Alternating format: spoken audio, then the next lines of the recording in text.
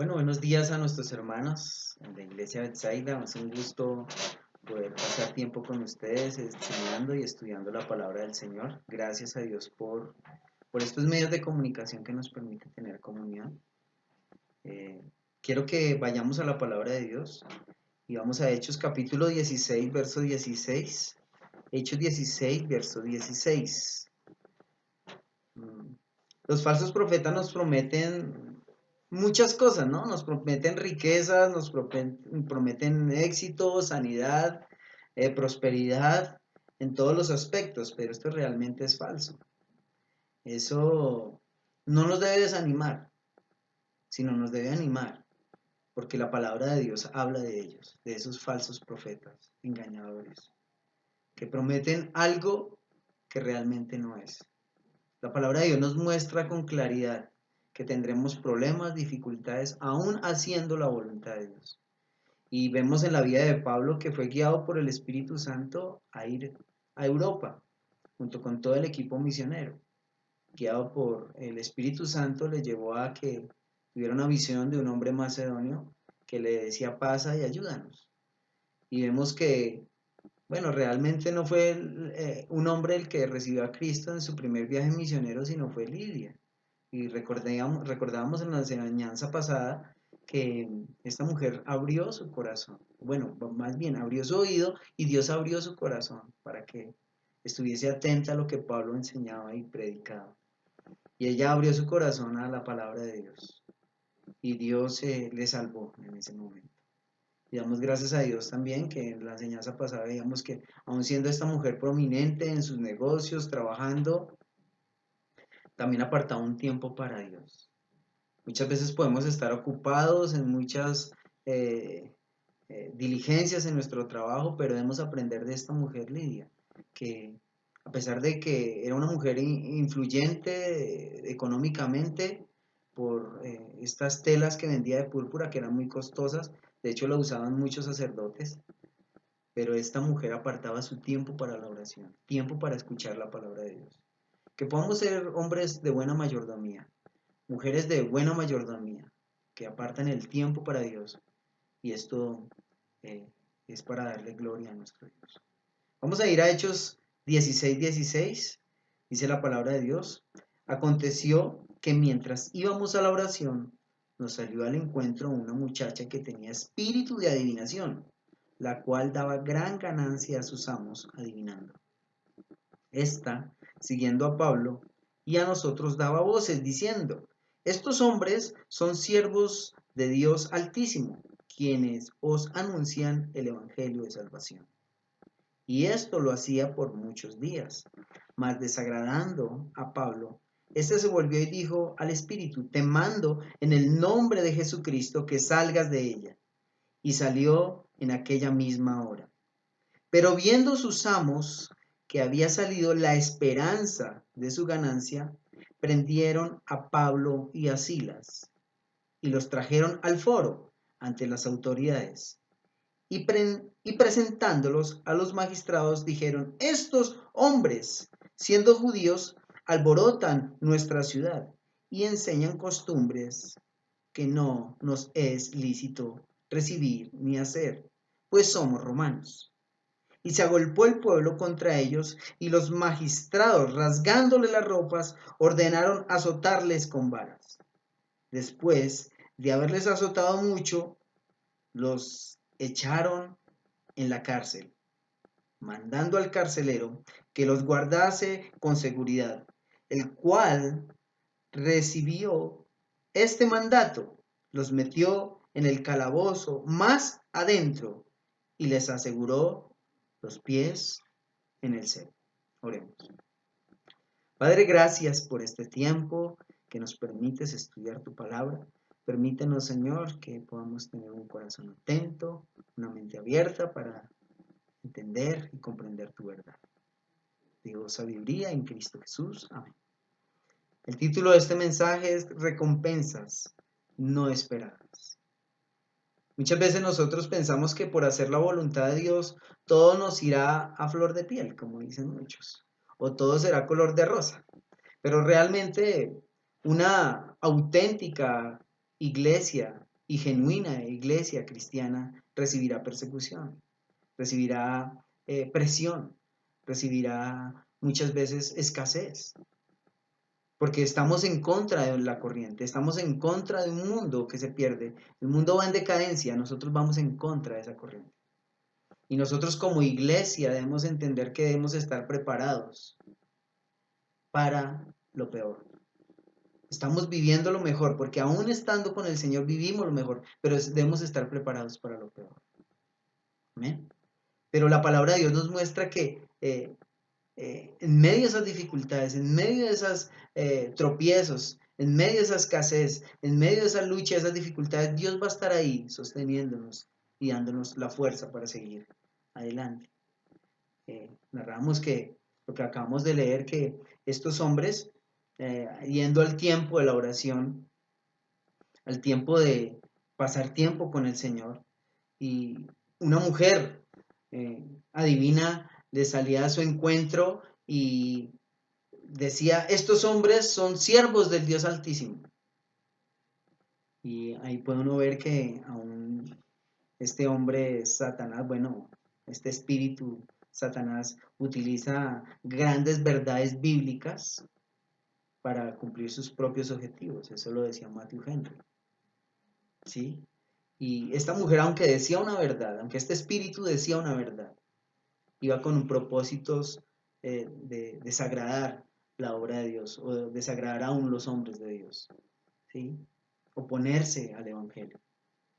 Porque no lo hacía con un espíritu bueno, sino con un espíritu malo, engañador, de una forma despectiva. Estos hombres son siervos del Dios Altísimo, de una forma despectiva. Y ahí uno puede entender que recibiremos presiones, ataques, ¿sí? Y Satanás utilizará la misma palabra de Dios para poner en poco el mensaje de Dios, el mensaje del Evangelio de nuestro Señor Jesucristo. Y dice la palabra de Dios que esto, desagradando a Pablo, dice que ordenó al Espíritu que saliese de ella. Y dice que salió en ese mismo instante. Dice en el versículo 18 que salió. Desde el momento que Pablo reprende este espíritu, el espíritu salió de esta mujer. Y dice en el verso 19 que cuando estos hombres vieron que salió la esperanza de su ganancia. Y uno puede ver hoy en día que hay falsos profetas, engañadores, que lo único que quieren es lucro. Carlos Spurgeon decía que aquel que sirve a Dios por dinero, servirá a Satanás por un mejor salario. Hay falsos profetas que engañan, que tuercen el Evangelio, que pervierten el Evangelio. Dice el verso 20 que, y presentándolo a los magistrados, estos hombres fueron y llevaron a Pablo y a Silas ante los magistrados, y estos magistrados, ¿qué hicieron? Los azotaron, rasgaron sus ropas, les azotaron brutalmente por el hecho de predicar el Evangelio y aún que orar por una mujer. Y algo que también escribía Matthew Henry, y es que cuando hay hombres de Dios dispuestos a hablar en contra del pecado y promover una vida santa, recibirán persecución, recibirán azotes, recibirán murmuraciones, porque Satanás no quiere eso. Satanás no quiere que la gente se meta con Dios, que abandone el pecado, sino que sigan siendo esclavos de sus propios pecados. Pero la palabra de Dios nos muestra que en Cristo hay vida, en Cristo hay paz, en Cristo hay gozo, en Cristo hay libertad. Y dice, bueno, que los metieron al calabozo más adentro, con seguridad, y sus pies en el cepo. Se dice que el cepo era un lugar, un palo metían sus manos con dos bisagras y lo dejaban ahí básicamente torturado. Pero uno puede ver por qué era tanta molestia para estos hombres romanos, para estos hombres que estaban en este lugar, porque era tan molesto. Bueno, viendo el pasaje, y es que esta mujer les producía mucha ganancia económica. Parece ser que esta mujer era una adivina que le mostraba a las personas lo que les iba a suceder. Todas estas partes místicas en la cultura romana, en la cultura de Grecia, eran muy normales, porque ellos vivían de una forma supersticiosa, de agüeros, de mitos, ¿sí? Y se basaban muchas veces también por el horóscopo, como hoy en día. En esta cultura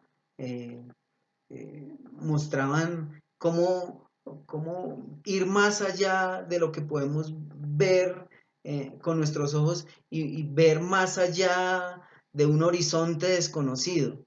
Y esto era lo que les daba muchas ganancias, mostrarles señales, mostrarles cosas que le gusta a la gente, eh, que les parece misterioso. Y hoy en día vemos lo mismo. De hecho, aún se ha metido en las iglesias. Este misticismo se ha metido en las iglesias. Y por eso muchas personas utilizan la sangre de Cristo como un fetiche. Utilizan métodos uy, me cubro con la sangre de Cristo, como si algo fuera como un talismán. Se ha metido sutilmente, Satanás se ha metido sutilmente y ha blasfemado en las cosas verdaderas y ha blasfemado el propio evangelio. O muchos dicen, no, anoche me soñé con una rata, o anoche me soñé con una culebra y debe ser que mañana me van a cobrar. Entonces, uno puede entender que no nos debemos dejar llevar por este misticismo que intenta encadenar e intenta dañar a las personas y de hecho intenta engañar al pueblo de Dios. Tengamos cuidado, hermanos, con lo que se enseña. Tengamos cuidado con lo que escuchamos de otros. Porque no son solamente, sino misticismo. Tómese esa agüita y haga esto, o colóquese esta pata de conejo, o cuidado con pasar por debajo de la escalera. Agüeros. Y la palabra de Dios condena a la gente agorera. Deuteronomio lo habla, que no debemos creer en agüeros, no debemos creer en el horóscopo, porque Dios aborrece eso. Y Dios juzgó muchos reyes y muchas naciones por creer en cosas místicas, hermanos. Amén. Y tenemos que estar muy pendientes de esto que nosotros como iglesia debemos entender que vamos a pasar presión, dificultades, luchas. De hecho, en capítulo 2, versículo 10 de Apocalipsis, habla que una iglesia auténtica va a sufrir persecución, como les decía anteriormente. Una iglesia genuina va a pasar sufrimientos y tribulación y persecución. Una iglesia genuina. Ahorita los falsos profetas, engañadores, dicen que ven a Cristo y se acabarán tus problemas, se acabarán tus dificultades. Eso es falso. Eso es falso.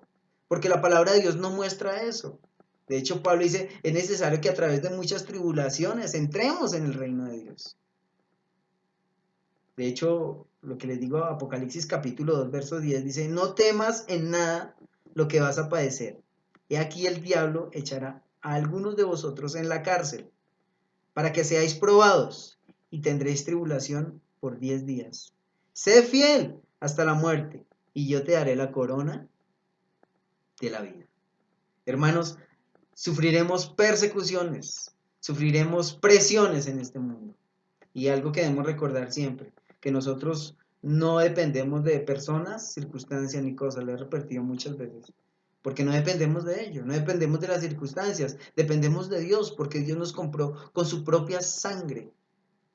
Y eso nos debe dar gozo, paz, que no nos pertenecemos a nosotros mismos, no le pertenecemos ya a este mundo, porque Cristo nos compró por su sangre. A precio de sangre nos compró. Y eso nos debe dar mucho gozo, hermanos, de su gracia, de su amor, de su benignidad. Algunos falsos profetas pervierten el evangelio. No que haya otro, como dice Pablo en Gálatas capítulo 1, verso 7. Dice, no que haya otro evangelio. que os perturban. No hay que haya otro evangelio, sino que otros quieren perturbar y pervertir el evangelio. ¿Qué es pervertir? Echar una gota de veneno en una gota de agua limpia. Y muchos conocen la doctrina, pero añaden al evangelio algo. Tú eres salvo por Cristo, pero tienes que hacer esto. ¿Recuerdan los judaizantes?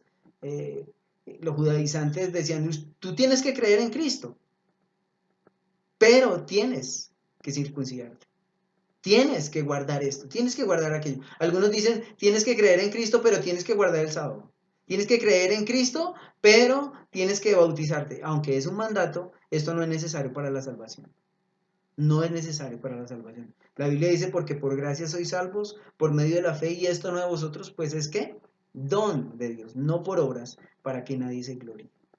Y aquí Pablo está hablando a una comunidad de romanos donde ellos creen en Apolo, donde tienen muchos dioses, y para ellos les daba gran ganancia a esta mujer, porque ellos vivían en esa superstición, en ese misticismo, en los cuales para ellos, wow, wow. Mucha gente dice, no, es que se me apareció un ángel, y entonces como es algo ultra sensorial, algo místico, entonces sí es verdad. Todas estas cosas suceden y son ciertas, pero no es verdad. Satanás se puede disfrazar como un ángel esplendoroso, celestial, amoroso, pero dice la palabra de Dios, si a un ángel del cielo os anunciara un evangelio diferente, sea que anatema, maldito por Dios. Falsos profetas, engañadores, como lo dice la palabra de Dios en segunda de Pedro capítulo 2 versículo 2. Dice, muchos seguirán sus disoluciones por causa de los cuales el camino de la verdad será blasfemado. Y por la avaricia harán mercadería a vosotros con palabras fingidas. Sobre los tales ya de largo tiempo la condenación no se tarda y su perdición no se duerme.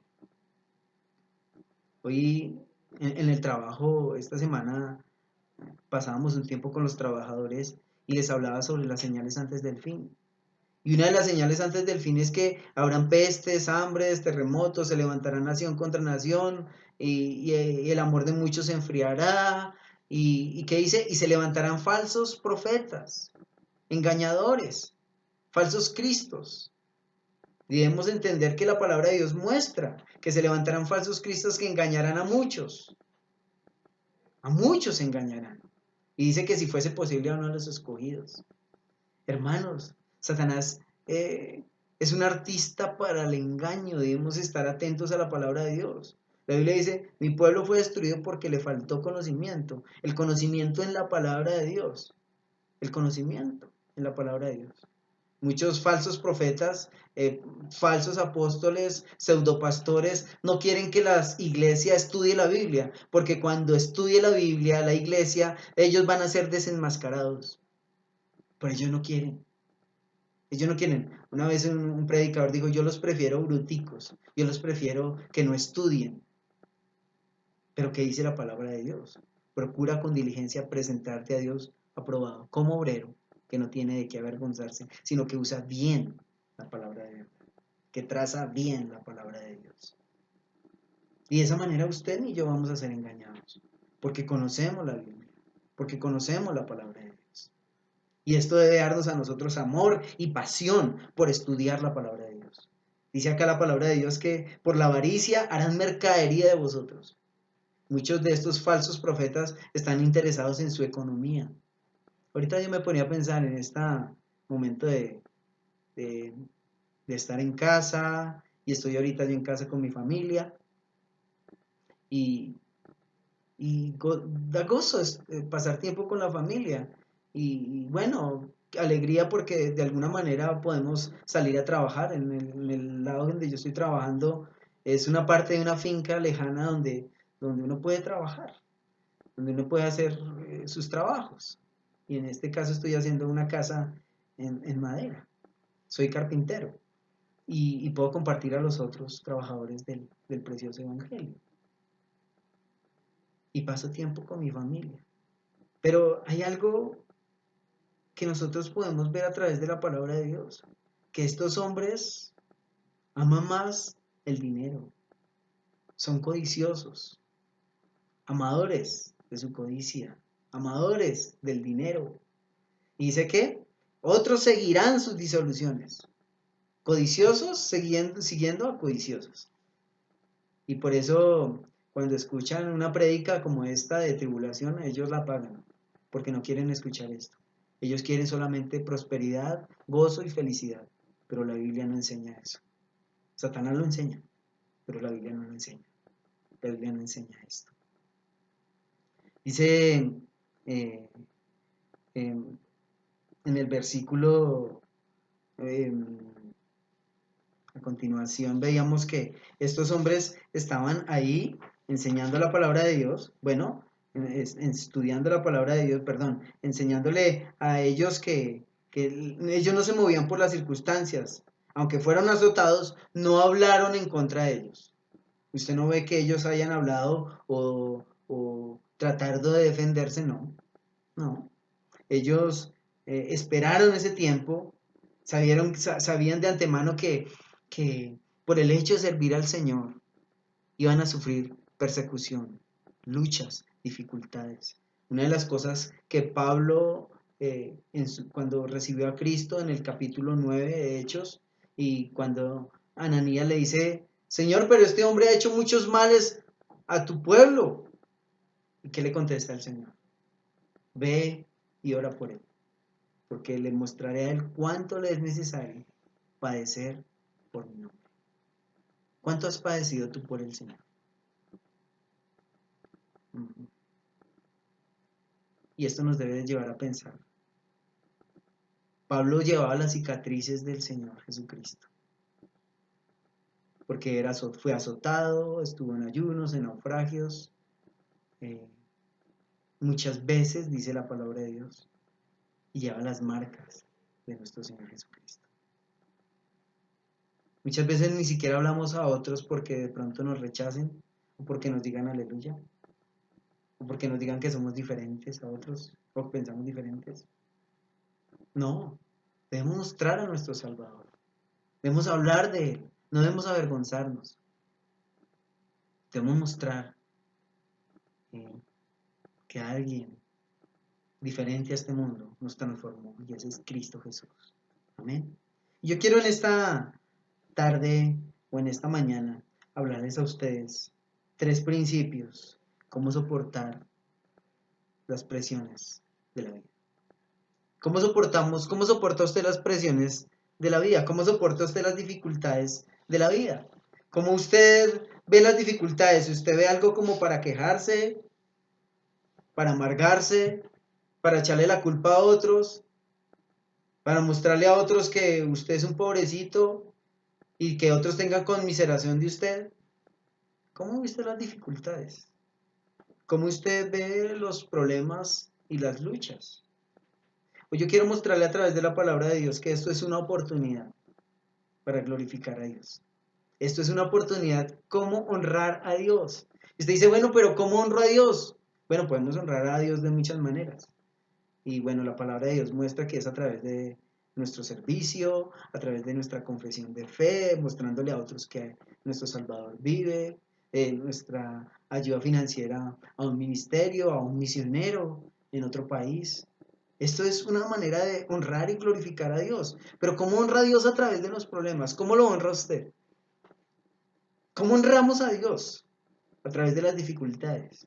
Yo quiero mostrarle a través de la palabra de Dios cómo usted y yo podemos honrar a Dios a través de esta dificultad. Ahorita vemos que esto del coronavirus y estas dificultades a muchos los ha hecho caer en bancarrota.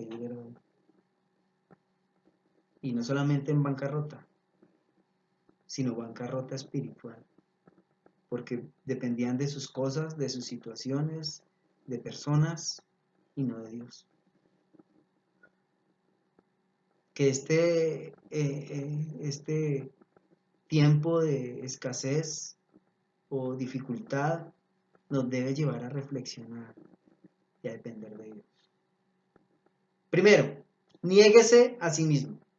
Si usted quiere soportar las presiones de la vida, usted quiere soportar las dificultades de la vida, niéguese a sí mismo. Debemos negarnos a nosotros mismos. Si esta carne ya quiere descansar, niéguese a usted y póngala a orar. Ponga a orar esta carne. Si esta carne quiere desesperarse, no, dígale a esta carne, ahora usted tiene que confiar en Dios.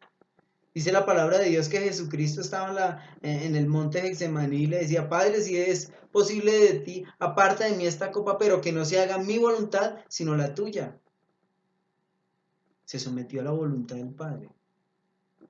Ahora también nos muestra que debemos nosotros someternos a la voluntad del Padre. Sometámonos a la voluntad del Padre. Dice Lucas 9:23. Si alguno quiere venir en pos de mí, niéguese a sí mismo. Tome su cruz cada día y siga. Si alguno quiere. Mire, cuando yo leo muchas veces este versículo y me pongo a pensar que Jesucristo, bueno, estaba con sus discípulos y dice que los llevó al Zaida, a un lugar desierto, y estaba hablando con ellos y ellos después vieron el milagro de los panes y le dijeron, bueno, Pedro, ¿quiénes dicen la gente que soy yo? Y tú eres el Mesías, el Hijo del Dios viviente. Y después les dijo rigurosamente, a nadie le diga esto, a nadie, porque es necesario que el Hijo de Dios que sea muerto y resucite al tercer día. Y algo que ellos deberían entender es que ellos tenían que negarse a sí mismos, porque si aún el Hijo iba a sufrir siendo el Hijo de Dios, sus seguidores lo mismo, iban a sufrir presiones y por eso les estaba diciendo, mire, si alguno no se niega a sí mismo y no toma su cruz, no es digno de mí, no es digno. ¿Y qué nos muestra la cruz? Algo que yo veía en algunas ilustraciones de alguien que escribe, dice, negarnos a nosotros mismos es ir aún hasta la muerte. Ir hasta la muerte. Tomar su cruz es, Señor, yo voy contigo hasta la muerte. Pero a veces tomamos muy folclóricamente este pasaje. Porque sí, tomar una cruz, la dificultad, no, es ir hasta la muerte. Muchos hombres de Dios han muerto. Los apóstoles murieron por confesar y no negar a su Salvador. Dice la palabra de Dios que el que me negare delante de los hombres, yo también le negaré delante de Dios y de los ángeles del cielo. Hermanos, no debemos negar a nuestro Salvador e ir a la muerte. ¿Que tiene un precio? Sí, hermanos.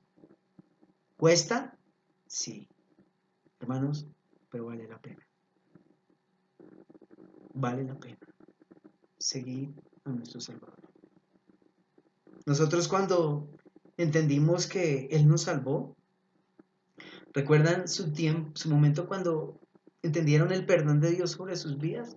Vuélvase a ese momento, cuando usted reconoció que era un pecador y Dios le perdonó. ¿Qué sucedió en usted? Le voy a decir qué me sucedió a mí.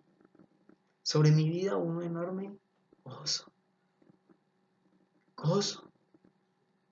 En el momento que lo recibí, en el lugar que lo recibí, era un lugar de oscuridad, muerte, tristeza, de encierro. Pero sobre mí, un enorme gozo. Gozo. Y ese gozo no debe ser momentáneo. Ese gozo no debe morir con las dificultades y las luchas, con los tropiezos. Ese gozo permanece. Porque el que le dio ese gozo es alguien eterno. Eterno.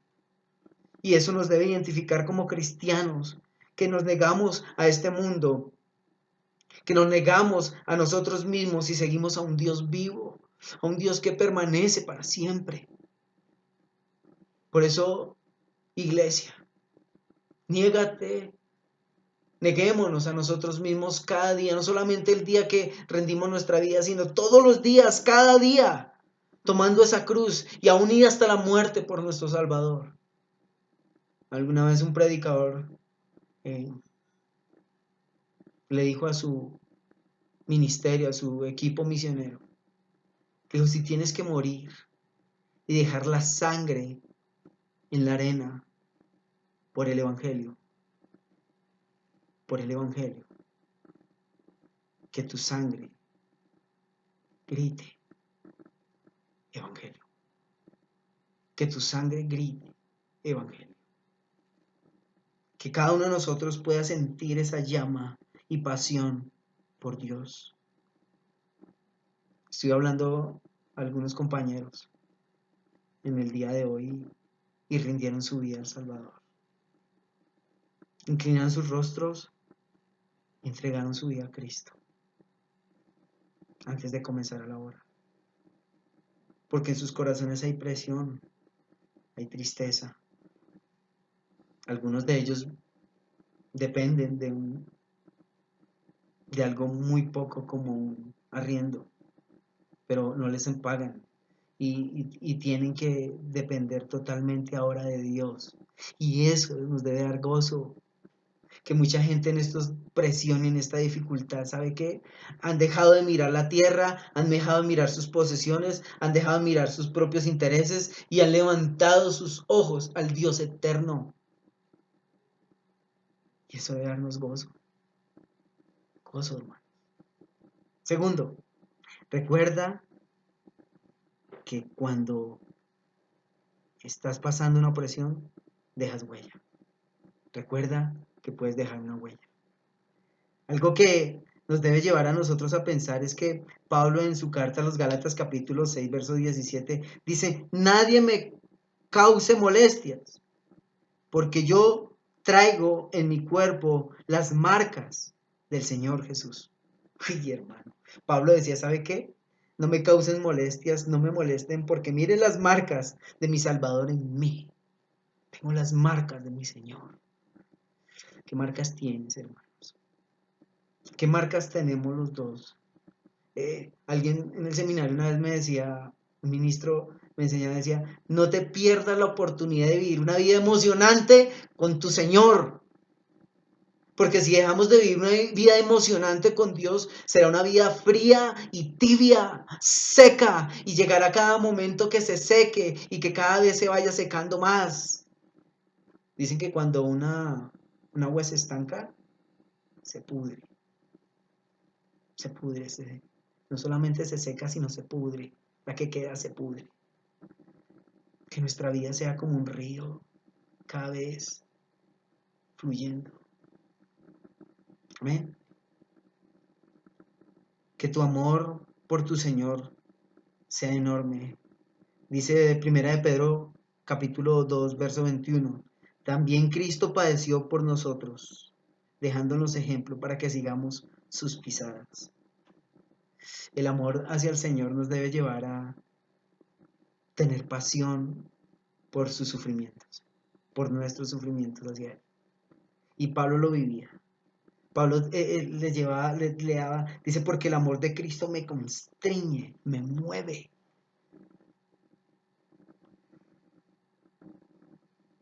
¿Qué te mueve? No, me mueve más la chica del lado, me mueve más este programa, me mueve más esta pasión por esto. Uy, no puedo jugar fútbol, no puedo hacer esto, no puedo. Estoy deprimido por eso. Basura. ¿Qué te mueve? ¿Qué nos debe mover en nuestras vidas? Tercero, si tú quieres soportar las presiones de la vida, primero, niégate a ti mismo. Segundo, recuerda que dejas una huella. Tercero, adora a Dios. Adora a Dios. Una de las cosas más hermosas que he podido entender en mi vida es que cuando sufrimos presiones en nuestra vida, ¿sabe que nos está llamando, gritándonos Dios, aún por decirlo así? Que lo adoremos, que lo adoremos. ¿Cuánto tiempo pasas arrodillado delante de Dios adorándolo con pasión?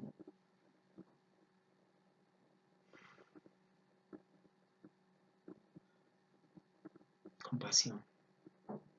No una oración vacía de 5 minutos. sino con pasión. Clama a mí, y la palabra clama es ruega, ruega apasionadamente a Dios. De pronto todas las veces no lo será, pero cuando no lo es así hay que persistir y luchar para lograr.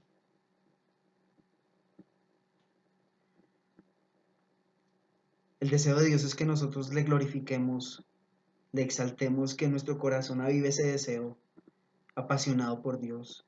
Dice la palabra de Dios en el versículo 25, como usted lo puede ver, dice que ellos estaban en la prisión, dice que ellos oraron, cantaron himnos y glorificaron, y los presos que estaban ahí los escuchaban. Ellos azotados, golpeados, no sé cómo, en un cepo, pero su boca no se cerraba para adorar a Dios. No estaban viviendo bajo circunstancias, personas ni cosas, sino bajo la gracia de Dios. Y cuando estamos bajo su gracia, no hay nada que nos impida. Las puertas se pueden cerrar, obstáculos pueden abrir, pero tu comunión con Dios, el único que la obstaculiza eres tú y yo mismo.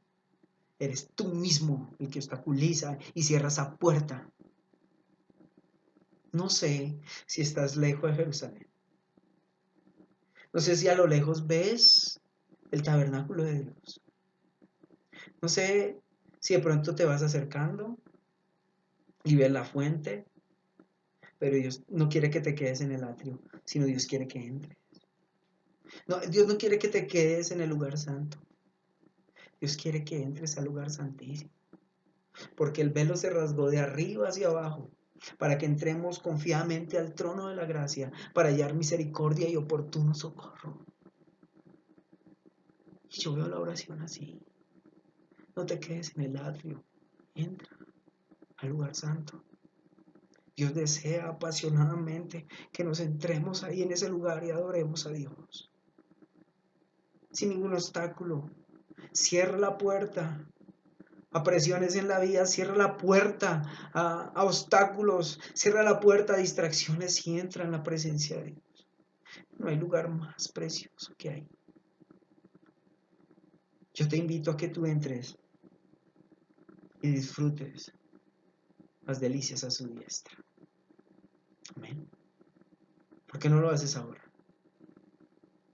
Disfruta del consuelo, de la paz de tu Salvador. Niégate a ti mismo. Recuerda que dejas huella. Tus hijos verán que no fuiste un pusilánime ni un cobarde, sino recordarán de ti un hombre que, aunque pecador, temeroso y amoroso de Dios, deja huella. No como alguien que hizo trampa ni que fue un hombre tramposo o tramposa, sino alguien que estuvo dispuesto a rendirse a su Salvador. Deja huella a tus amigos, deja huella a tus primos, deja huella a tus familiares, deja huella a tus vecinos, que amas al Señor y adora al Señor en esa intimidad, en esa cercanía a tu Señor. Oremos. Padre, en este momento reconocemos que somos pecadores y que necesitamos tu bondad. Y tu bondad ha sido abierta para nuestras vidas. Rendimos nuestra alma a ti, Señor. Satúranos de tu gracia, de tu bondad. Mira a mis hermanos, fortalécelos en este tiempo. Fortalécelos, que tu gracia esté en ellos, Padre. Suple sus necesidades, pero recuérdales a ellos que tú quieres adoración y esa exaltación aún a través de la prueba. Te doy muchas gracias, Señor, por el aliento que nos das a través de tu palabra. A ti sea la gloria en Cristo Jesús. Dios los bendiga, mis hermanos.